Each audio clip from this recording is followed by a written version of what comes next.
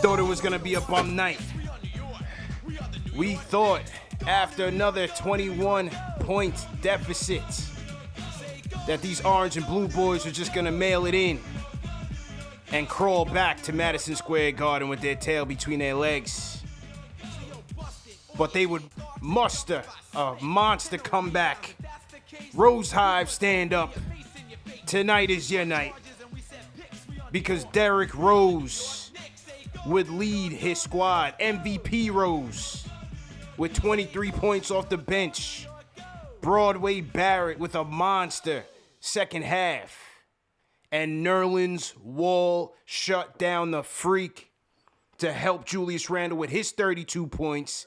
Knicks with a monster comeback, 113-98, outscoring the Bucks 94-55 after being down 40-19, giving up 38 points in the first quarter. JD, fire up the grill, bro. Talk to me, man. Great game tonight. You see this, CP? Yeah, Are you let's looking? go. Let's Are go. you looking? See the chef? See the chef? Yeah. The grill is back on. The grill is back on, baby. I'm ready to cook some burgers that were getting stale. Man, 6-3 now. I mean, where do we start? You know, the first quarter was a rough first quarter. Yeah. You know, Grayson Allen has I think it was 14 points in that first quarter. We had him looking like Mark Price out there, bro. Like Kyle Korver. Like, it was crazy. Ray Allen. Right. And as you can see, you know, the defense is an issue. It was an issue in the first, but what was most frustrating, CP, was the type of looks he was getting. Yeah. They were wide open looks. Yeah. There wasn't any contest, which is some of the things that Tibbs talks about in terms of the way that he wants to play defense is let's contest shots. The Knicks did not do that in the first quarter. Got off to a very, very rough start. It's something that they're going to have to look at now, you know, with the games going on in terms of the starters getting off to a strong start because you're putting a lot of pressure on the bench. Yeah. The bench tonight, though, outscored the Bucks. You know, we always look at the bench. We talk about the bench being their strongest, you know, operation on their team.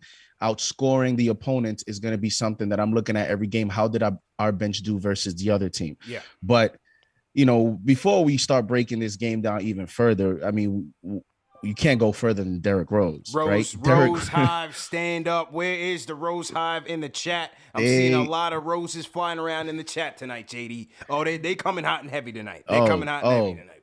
Oh, yes. They are coming hot and heavy. And even before he went on that strong run, especially in the second half, there was a play, even when we were down, it was in the second quarter, he came in, and it's just something, it's nothing with the box score, but on TV, I was watching on the ESPN. I don't know if you watched it on MSG. I was on, you know, I'm loyal, man. I'm Clyde and Kenny, man. Listen, I'm loyal too, but you know, Mike Breen and Doris Burke, you don't get that much often. It's better analysis. It's better analysis. Let's be real. You know what I mean? So, you know, you don't, you know, national TV, I'm always watching MSG, but Doris Burke, yeah, you know, she did her homework on the Knicks. She was very solid tonight. But there was a time where he went to Obi, and I could read his lips on the TV. He says, "Come on, let's go. Let's pick it up. We got this." I saw that. And yeah, you saw that, right? So that was his leadership. So that told me Derrick Rose came into this game ready to play, and boy, did he prove it, scoring, you know, a lot of the points, bro.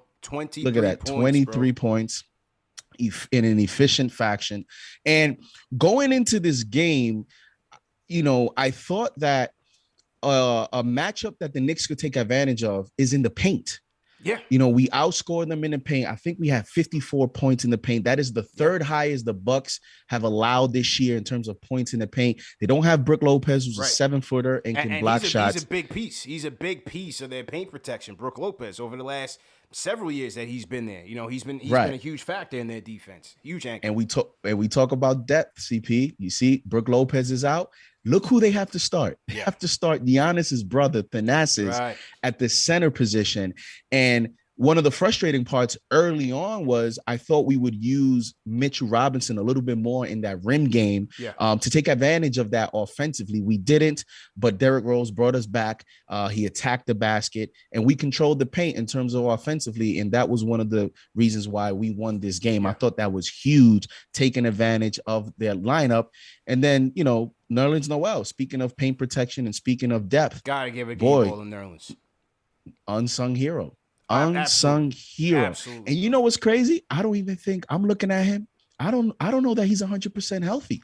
He's a little hard to tell with a hamstring. You know what I mean? Right. He looked like he was laboring certain possessions, and other possessions he looked good. So it looks like it could be a conditioning thing. But look at his effort tonight. Look at his rim protection. His defense on the freak was excellent.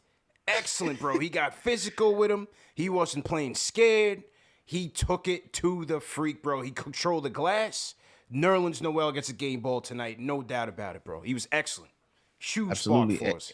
And we talk about CP, the defense of this team, right? In terms of how the Knicks are going to have to rely on 48 minutes of rim protection, because that's the only way we can counter some of the deficiencies in the perimeter. So for those that were hoping to get some small ball, I don't know that we're going to get that, because you need that rim protection. Bro. You need to put Noel out there, even if you're not going to get the offensive output from him. He was one of the reasons why we were able to come back, because offensively we were scoring, but he was holding down the paint. And listen, this is going to be one of the things, I know the defense got better, but this is a make or miss league, CP, and the Knicks simply made shots, right? I know the old adage of, defense helps your offense, but for this Knicks team, offense is also going to help their defense. Big time. They just look totally different when they make shots and when they don't. And that was, to me, the difference of the game. I'm going to say this, bro. And again, these guys are new, and I'm again, it's early. And I'm not gonna jump out the window on them early. But Kemba and Fournier, I felt really put us in this hole, man. Defensively, it's a paper bag, bro. It's a wet paper bag defensively. And once everything breaks down from there, you're putting strain on the rest of your team defense.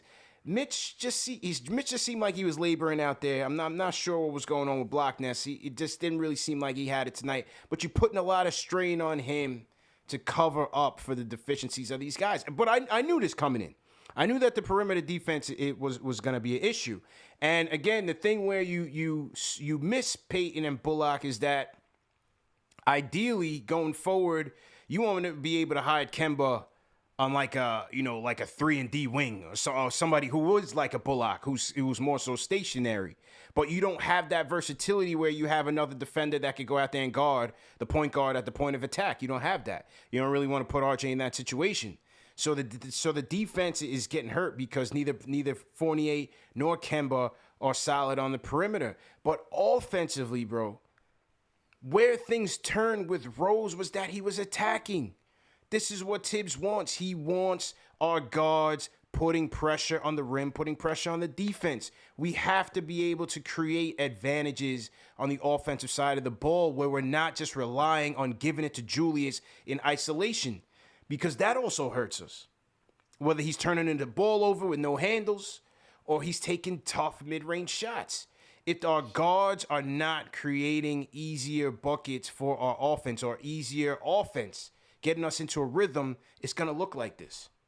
Right. And, we're going to have to see, again, how Kemba's role evolves throughout the season, throughout, early on, because CP, tonight he played 15 minutes. It doesn't get any lower than that, right? So didn't play in the second quarter at all.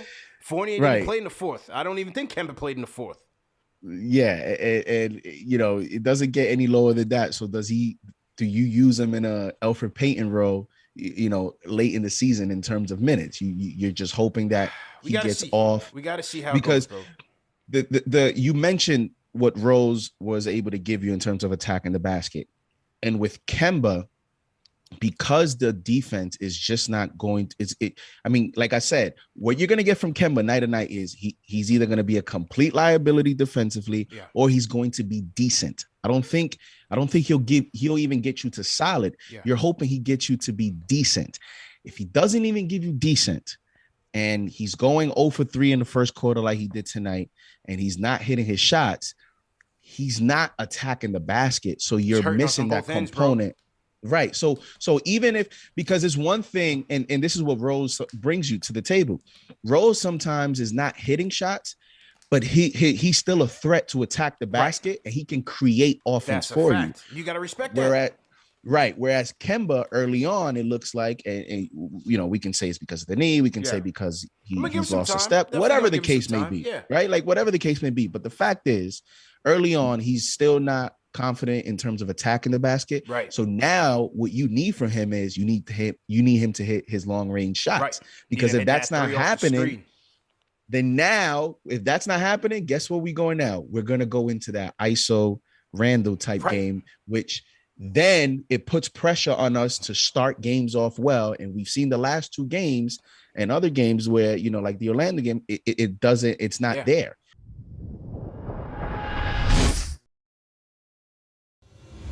Thank you. Appreciate it. I need you to cook me up a burger, bro. I'm need it hot and ready, bro. Because the way how we played tonight, bro, that got me pumped. Like, had a slow day today, but you feel me? I'm happy that I got to end my day watching the way how we won tonight. Like, it was really crazy. Yeah. Good way to end your Friday, right? Good way to end your Friday. Great way to end the Friday.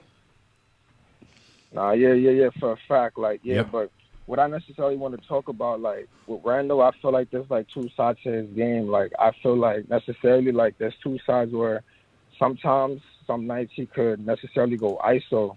And when you could go ISO, he can necessarily capitalize off of that. Like, we seen it on the Celtics game and, like, a bunch of other games.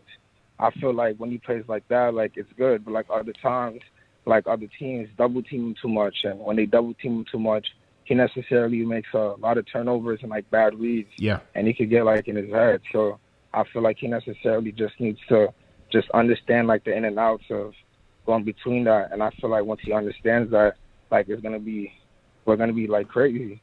Like, RJ, I feel like RJ is, like, improving each year. Like, his numbers is going up. Like, I'm looking at his stats, like, field goal percentage, like, 3-point, like, even his finishing, like, he's only going up, and he's only going to get better throughout the season. And another thing I want to talk about, too, like, Noel, I feel like the way how he came in, you could just see, like, his impact. And Noel was fantastic, bro. What was it, like 3 years, 30 mil? Like, I feel like, like, that's a good contract, and you obviously seen, like, the impact that he obviously had. I feel like with Mitch, he's still getting his conditioning down, so, like, he's not 100%, but he's still been holding it down, though. Mm-hmm. So that's crazy. So when he's 100%, like, well, this is going to be crazy. But it's like, Knicks Nation, we only going up. You need to put respect on our name. Let's go. 3 national games, all W's. Well, I feel like Nerlens Noel for MVP. That's how I feel. Yo, Nerlens was a beast tonight. Nerlens played excellent tonight. Proud of the effort. You can't overstate his impact on this game. That one dunk that he had, that one-handed dunk, I feel like that's SportsCenter top 10 easily tomorrow. Like, easily. Let's go. Especially because we got that W. But, if I was at the Garden, as soon as he's at the free throw line, I could just hear the MVP chants already. But I loved it. It's a great feeling tonight. I love the way Randle played. I feel like it was a little bit of 90s brand basketball from him finally, which I love to see, more of that aggression. Heading to the basket, and that, mind you, having Giannis guarding him for a good part of the game. So I was really impressed by his play tonight. Yeah, I love to see that. Rose reborn. That was just beautiful to watch. I like the way also that we chipped back from that lead, though, because the threes weren't dropping for us, and we didn't just continue to take bad shots. It took us a long time to get out of the deficit, but we did it by getting to the basket. So I like the way that we did it with just hard-nosed play. Yeah, I thought that was a great way to do it. But I also just want to say, let's not. I heard somebody else say, like, let's not get too hard on Kemba yet. Yeah. At the end of the day, he is an upgrade from Peyton on the cheap. And, it's November. It's about to be Thanksgiving. I feel like we should all get into a grateful mindset and just remember what it was versus what it is. Okay, let's all practice our gratefulness and remember where we came from and where we're at. And we did it. Again, I remember having these conversations when the trade was being made. The fact that we pulled off that trade at that price, like, is he the best point guard we could have gotten? No. Was there anything else available? No. So I think that we did really well. We just need to be grateful for that for now. And be patient with him and be patient with Mitch too, because I still feel like there's so much upside to Mitch. Yeah. So as much as I love what Noel did today, I love what I think Mitch can do in the future still. Let's not forget, Knicks fans. Let's not forget, it took us a long time to get here.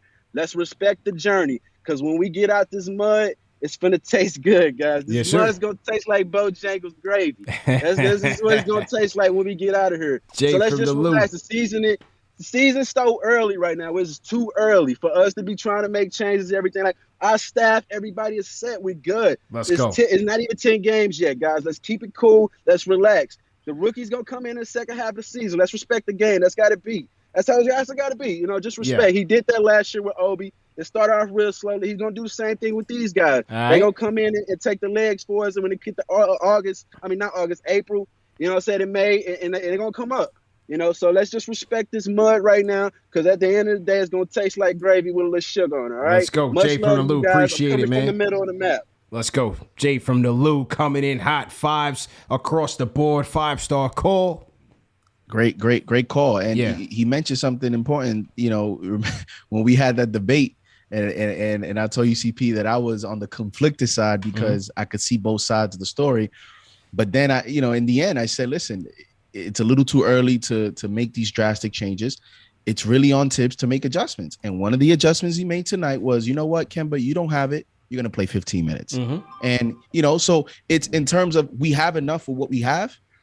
It's just the coach has to make, adjustments. He has to manage these minutes, and he has to make the right calls in terms of substitution patterns and making sure that he puts players in the best position to succeed. And it's just as simple as that, because, this team right now, they're 10 deep, and they have a few young players that can also contribute. It's a really deep team. It's on the coach to make sure that, he puts everyone in the position to succeed, and the game plans are effective. And that's why, you saw it tonight. He made some solid adjustments, and he was rewarded for it.